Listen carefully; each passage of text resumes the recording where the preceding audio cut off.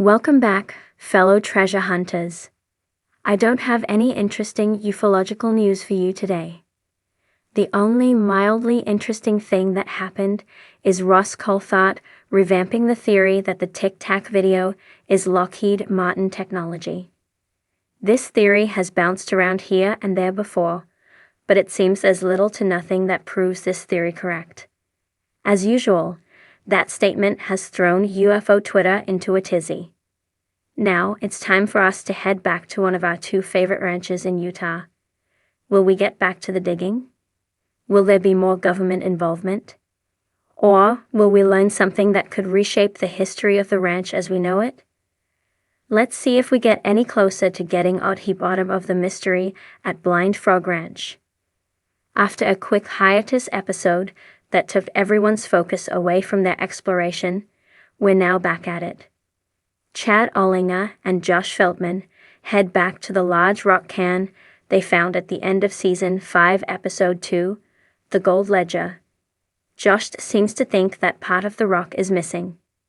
Maybe it has fallen off, or maybe it was chiseled off. What's clear is that the rubble from where the rock fell apart is nowhere to be seen. Chad finds another arrowhead on the ground. This arrowhead is unlike the others they found. This one is made of obsidian. Josh says the strangest thing here is that obsidian isn't found naturally in Utah. The two also find an unfinished/broken arrowhead on the ground. It's weird to find arrowheads at this location, as it's not a good hunting spot. Does that mean these arrowheads imply someone was guarding something? Chad seems to think this rock could have been used as a defensive position, and that makes sense. The rock is uphill, so whoever is using it would have the high ground against potential invaders. They think the best course of action for now is to have someone come to the ranch in the hopes of getting the arrowheads dated. We head to the hideout, where Duane Ollinger, Eric Drummond, Charlie Boy, Chad, Josh, and James Keenan are. Eric has continued reviewing the samples taken from the energy zone. They are very clearly radioactive. He says that digging through uranium is tricky, and the only proper way to do so is to use vent shafts to make sure no one has direct interactions with it. James wonders if the uranium is what drove the Aztecs to settle in this spot. He also asks if the Keyhole Cavern was created specifically because of the meteorite. We learn that it was common for ancient civilizations to build their communities around meteor impact sites. Used to be used to create prized possessions. Apparently, King Tut's knife was made out of a meteorite. Jos asks why there is uranium at the exact spot of the meteorite impact.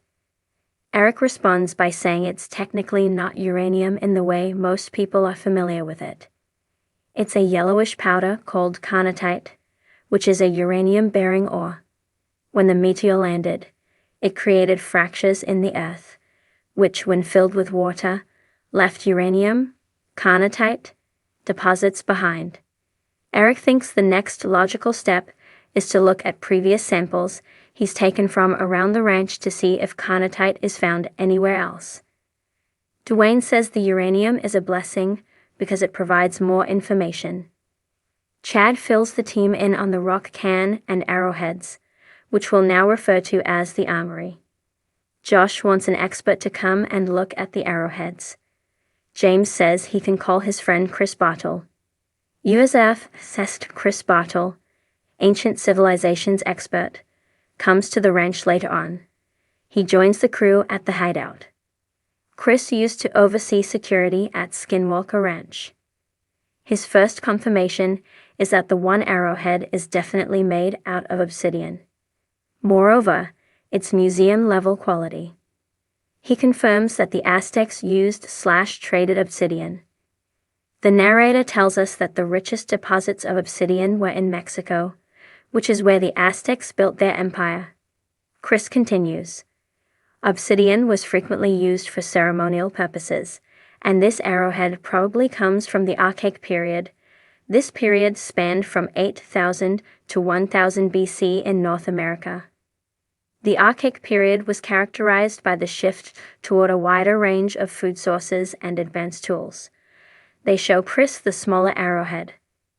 Chris is certain it's a northern side-notch bird point, which was used to hunt small game.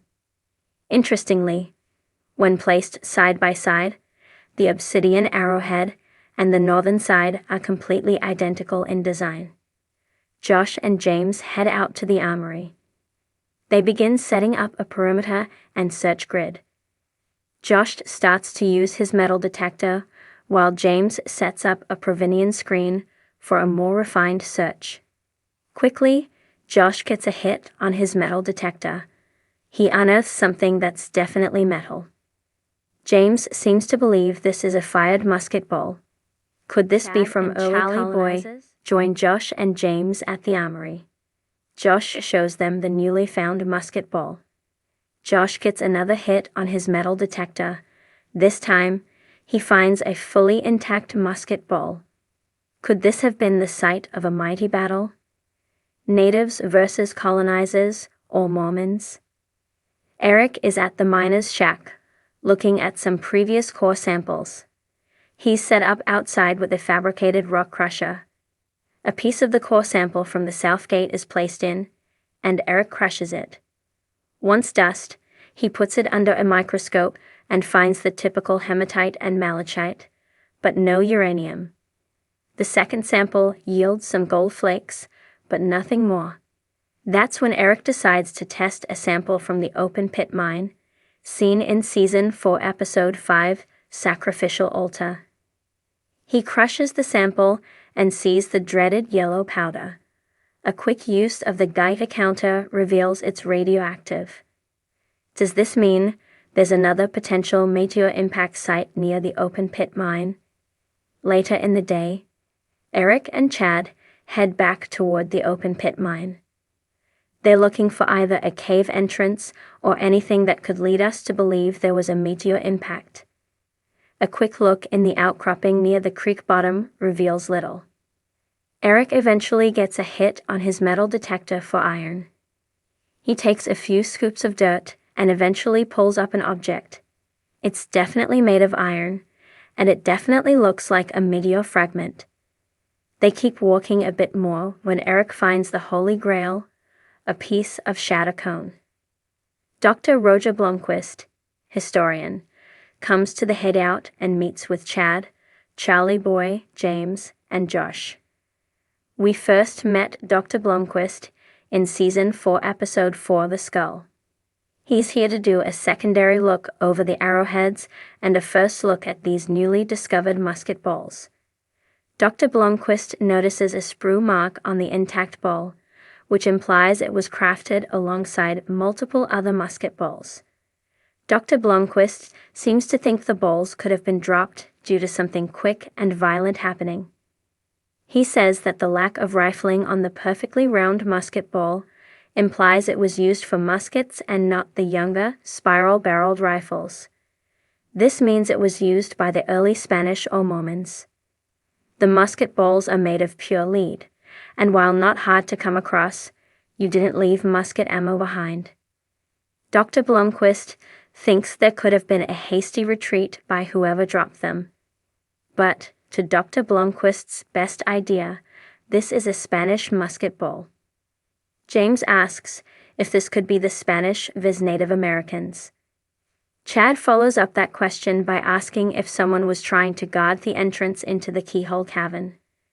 What is clear is that there's something worth defending and dying for here. I love this new revelation of a potential battle taking place on the ranch. While I think it already has a certain historical value to the property, if a bloody battle took place there, well, that changes the game completely. Would that imply that someone was defending something? Or could it have been a regular battle over territory? Only time will tell. Hopefully. Also, I was so happy to see Eric and Chad head back over to the open pit mines. They basically abandoned it after 2 episodes. It's such a unique and fun location, and I hope we get much more of it in future episodes. The idea that there could be another meteor impact on the ranch is also incredibly intriguing. But if they can't even get to the first one they found, do we really think they'll be able to make it into a second one? Who knows? All I know is that the mystery at Blind Frog Ranch keeps getting weirder.